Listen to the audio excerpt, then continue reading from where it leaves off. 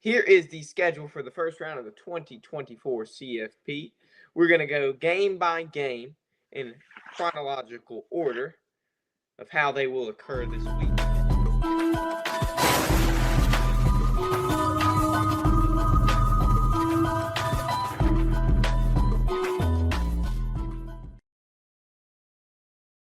It's okay. 7 o'clock on Friday, December 20th.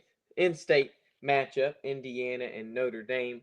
No longer rivals, but have a little bit of rivalry in their blood from years and years and years ago.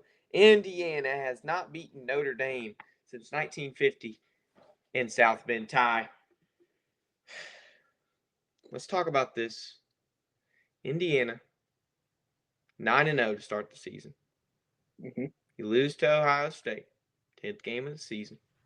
Haven't lost since, but you really haven't played anybody. You get the benefit of the doubt. You make the college football playoffs. You don't win the Big Ten. And now you got to play a team like Notre Dame with also one loss, who's been looking really good since that loss. Ty, who wins these games? Kind of break it down, what you see happening, and then I'll kind of give my take, and we'll go from there. I'm just going with Indiana and Notre Dame, correct? Yes, sir. Yes, sir. So Indiana Notre Dame, I think Notre Dame's going to win this game. You did mention the Indiana strength of schedule. You could honestly argue the same for Notre Dame. I mean, who have they played? To be honest with you, I mean they played A&M. I might be missing somebody else, but the only one I can really think of is they played Texas A&M. But you know, that loss at the beginning of the season was early for Notre Dame. They're way past that now. They're on a roll. They've been beating the crap out of everybody. I think the game with USC was fairly close, but I think USC has some talent on their roster, although they didn't have a good year. It's not like they were playing, some, crappy Big Ten team, kind of like Indiana was. And I can't fault Indiana because they're dealt the schedule they're dealt. Can't help how the people around them go up, result in the season. I think Notre Dame wins. I think Notre Dame's been dominant since the loss to Northern Illinois early in the year. They've been a good team to watch. I honestly think they're a sleeper. To kind of get through get through the quarterfinals and get to the semis. I think they definitely could. They're just Marcus Freeman has them. He has them built, and he has them built right. They're really powerful up front. They always are. I think Notre Dame's going to win. I don't know if it'll be close. I think Indiana will give some fight. That's a good offense in Indiana, and I can't discredit them. They go 11-1 regardless of who they played. And a couple plays in that Ohio State game maybe go their way, and that might have been a completely different score from what it was. I think that's something to watch out for. Is just kind of how Indiana's offense performs against Notre Dame's defense. That's an interesting thing to watch. Just because Indiana's offense has been the story for them all year. But we'll see how that goes. That dynamic rather. But I think Notre Dame wins this game, and I think they move on to the quarterfinals. And I'll go ahead and say this now just so I can get it out of the way.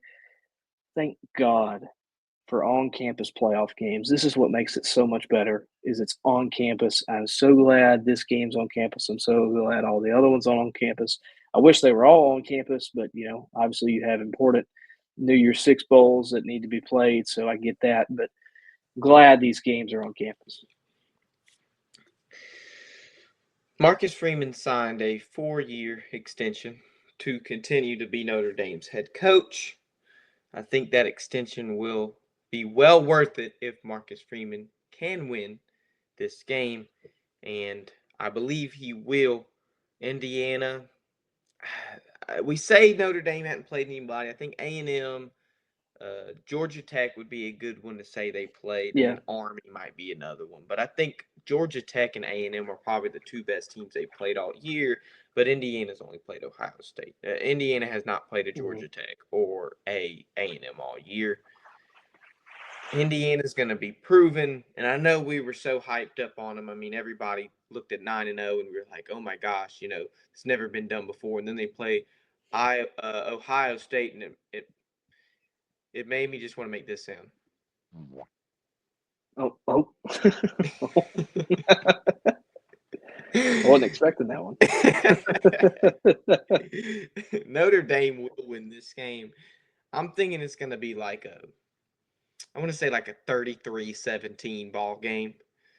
That's fair. It'll just be, and they're home, and Indiana hasn't beat them since 1950 at South Bend. So it's just like everything's against Indiana, and Notre Dame takes it. Hey, how many years has Marcus Freeman been the head guy? Is this his second year? Or is this his third I think year? this might be his third or fourth. How many? It's definitely not his fourth. It's definitely not his fourth. I don't believe it's his fourth. But hey, that up. How many years has Marcus Freeman been the head guy, and how many years has Brian Kelly the head guy? Marcus Freeman's got a chance to win a playoff game. 2021. Brian Kelly, so 2021. So, but hey, so this is kind of. I mean, this is a young. I mean, it's a young coach, and he's he's still kind of fresh at Notre Dame. He's had some time to set the standard at that program for him as a head coach. He's got a chance to do something Brian Kelly never did, and that is win a game, win a playoff game. Brian Kelly never won a playoff game. He reached the playoffs, but never won one. Well, as the playoff expands to 12 teams instead of 4, we see a lot more potential for lesser teams to get in the playoffs. And that is, to me, SMU is one of those teams. So SMU plays Penn State at Penn State at 11 o'clock Saturday Central Time. So this game is interesting to me because, man, Penn State played Ohio State really close. Ohio State whooped up on Indiana. Who do I give it to? Ty, you answered that question for me. Do you see SMU winning this game or Penn State taking it home? Also, you mentioned Penn State played Ohio State close. They played Oregon close too in the Big Ten title game. It was a couple possession game. No, but it was garbage time. But it was one. It was 1-2 score most of the game. They were really never out of the game. And Oregon got up on them, I think, 2 scores early, and you kind of felt like that was to go up 2 scores. You kind of felt like that was the kill shot. But Penn State kept coming back, and they were in the game late. It took Oregon to get a first down to finish them off late. But they were in the game against Oregon, and I think honestly that's the team that Oregon is that's proven the most out of anybody, and they've beaten Boise State, they've beaten Ohio State, they've beaten Penn State, and they went toe to toe with I think probably the best team in the country. I think Penn State wins Saturday. I think SMU is a good team. I really do. And I like the trajectory of that program. They've got a lot of money there. They got a lot of money deep within that program. And I like, where they're headed. They definitely get more money for being in the ACC, get more TV money. This is definitely good for them to be in the playoffs. They competed with Clemson, and you kind of thought Clemson had them. You thought Clemson was going to just step on their throats and kill them after halftime, but they fought right back and they were right in the game. And it was to the very end. Took Clemson a record field goal on the ACC title to win the ball game. So they were in it to the very last second, literally. But I just think Penn State is better than Clemson, and I think Penn State is going to be by far the best team SMU's played all year. I think Penn State is also one of those teams like Notre Dame that I think they have a favorable path to the semis, and I think they just have a really good team regardless of whatever is on their plate in front of them. I think Penn State wins. And personally, I don't want to be like this because I feel like this will be, the take all around college football. But I think Penn State is going to beat them by 2 or 3 scores. For me, now this is the issue I have with SMU, especially in the championship game. You started off so slow. You could not have started off any slower in a game that mattered the most. If you're going to start off the way you did against Clemson, against Penn State, you're not winning that game. Yeah, I Drew think Penn Aller, State will kill them. Yeah, Drew Aller, yeah. yes, he will take every little advantage of you. And speaking of Drew Aller, he will return to Penn State for his senior year, so he'll be back as a Nittany Lion and not go to the NFL draft. This has to be Penn State's ball. If there's any chance for them to get a rematch or make the national championship, potentially get like a, it would be great to see them rematch like Ohio State or Oregon again. And we could see that if Penn State wins this game, and I think they will. SMU will start off slow. You got a little bit of time to prepare, but Penn State's going to start off fast. And Hmm. SMU's not going to be prepared for it. It's going to be just like that Clemson game. SMU might come back a little bit. We'll see. I'm going to give it to Penn State, though. I think it's going to be probably like a 34-24 type ball game. What's interesting before we move to the next game, I mentioned Penn State's path, and I just remembered who they would play. If they beat SMU, they play Boise State. Now, Boise State's good, but that is way more favorable. And I saw Joel Klatt talking about this. It's Joe the Klatt. Big Ten. The Big Ten loser has a better path than the Big Ten winner. Oregon has to play, I believe, is it Ohio State or Tennessee? Ohio State. Yeah, Yep. yeah. And Penn State, the loser of the Big Ten title game, has to play Boise State. That is way Boise. more favorable. That is way more favorable. To get to the semis. That's just something very interesting. The Penn State could very well, get their way into the playoffs just because of. I think they're better than Boise State, and I think they're better than SMU. They have a very favorable draw, though. So a game I will be attending this Saturday at 3 o'clock Central Time. Clemson goes to Austin, Texas to play the Longhorns. And, this game's going to be fun. But I don't know if it's going to be the matchup I'm wanting to see. So, Ty, take me through this game. Let me know who wins. Kind of let's be a little bit more brief, not so long-winded.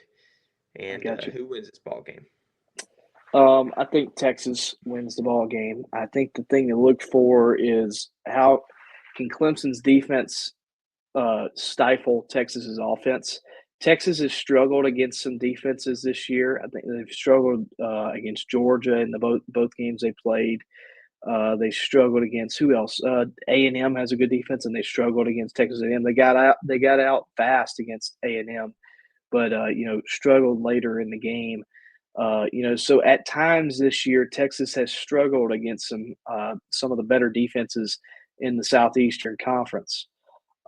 It'll be interesting to see if Clemson's defense has anything for Texas. I think Clemson's front is good, and I think they have some good young linebackers that can maybe make a difference. That's something to watch out for. Is if Texas can dominate offensively, because I think if they get in a defensive battle, it could get interesting for them. Because honestly, I would really. It's crazy because I feel like Clemson has been inconsistent this year at times, and you would know that more than anybody. But I feel like I trust Dabo Swinney and Garrett Riley and just how they decide or what they decide to do in the middle of a ball game more than I trust the entire Texas staff and Steve Sarkisian. I feel like if it got close and it got defensive, I would trust Clemson more. I think Texas needs to tread lightly and make sure they get on them and are able to have. If they can have some offensive success, I think they will. I think they will win the ball game. But if Clemson shows any sign of stopping the Texas offense, I think you could see a very interesting upset. I'm going to try to keep my bias out of this, and I will, and look at it and analyze this the best I can. There's nobody in the country since Nick Saban left that has more experience in the college football playoffs than Dabo Swinney. You could make an argument for Ryan Day, but Dabo Swinney's been the guy that's made 2 national championships in the past 10 years. He's made 3, 1-2, and there's not a guy that has the experience like Dabo, and not even Sark. Sark made it last year, but Sark didn't. He's not Dabo. You're not even With giving that being Dabo enough credit too. He's made 4. Made 4. Did he make 4? The first one 16, against 18, Bama, second 19? one against Bama, the one where they dominated Bama, and the LSU one. That's 4. I definitely counted that wrong, but that was 4. They've only played Bama twice in the next. No, they played them 3 times. 3 times. Did they lose to Bama? The first time. Remember Jake Coker? Was that Jake Coker? Yeah, that's right. Jake You're Coker, right. and then they beat him on the Hunter Renfro. Yeah, they beat him on the Hunter Renfro, right. and Jake then they Coker, lost. How could I forget about Jake Coker? Yeah, Jake Coker, old Bama legend.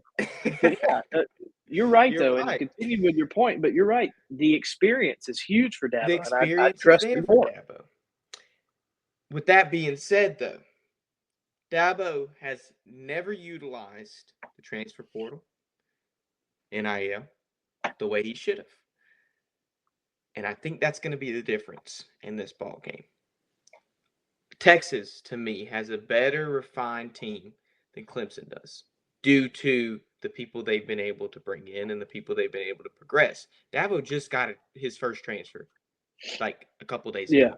Yeah, I saw that. And he's not going to play in the playoffs, or he shouldn't be able to play in the playoffs. I don't know what the role for that is. That's another discussion. I don't believe he can play in the playoffs.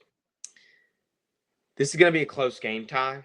Clemson is going to go fast. We're going to see Clemson score 2 touchdowns in the first quarter, and a little bit of the second. They're going to score 2 touchdowns fast. It's going to be a fast, and Texas is not going to be able to keep up for the first half. Second half, they're going to adjust. Sark's going to know what to do. They're going to come back. I'm going to give it a 23-20 Texas game. It's going to be close to me because due to the experience Dabo has, I think he's going to find a way to keep it close or either win the ball game. Yeah. And right now, I'm just going to decide that he's going to keep it close. I'd love for them to win. I'm going to say they keep it close, and we'll go to the next game. This might be my favorite, other than the Clemson game, of course. But this is probably the best matchup to me. Tennessee versus Ohio State at 7 o'clock the same day. Like I said, experience. Ryan Day, other than Dabo, probably has the most experience in the college football playoffs. He's playing a Tennessee team who's got a young quarterback, freshman, if you will, probably. Nico's a freshman, right? Yeah, I think so. Yeah, he redshirted last year. He's redshirted, yeah. So he's a redshirt freshman. Tie. Ohio State, only loss, 2 losses. Oregon, you play the best team in the country close. Mm-hmm. You get beat by your rival Michigan at the end of the year. This is a team that I could have argued not making the college football playoffs. You had teams drop 8 spots, 7 spots, 6 spots from losing an unranked matchup. And now you have Ohio State only dropping 4, losing to a 23.5-point underdog. Mm-hmm.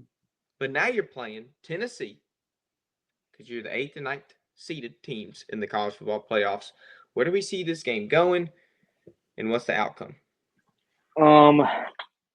I think, is Tennessee the 9 or is Tennessee the 8? I think Tennessee's the 9, right?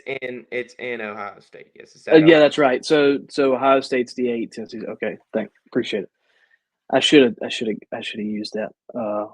But I think you see Tennessee win this game. I think they go on the road and win the game.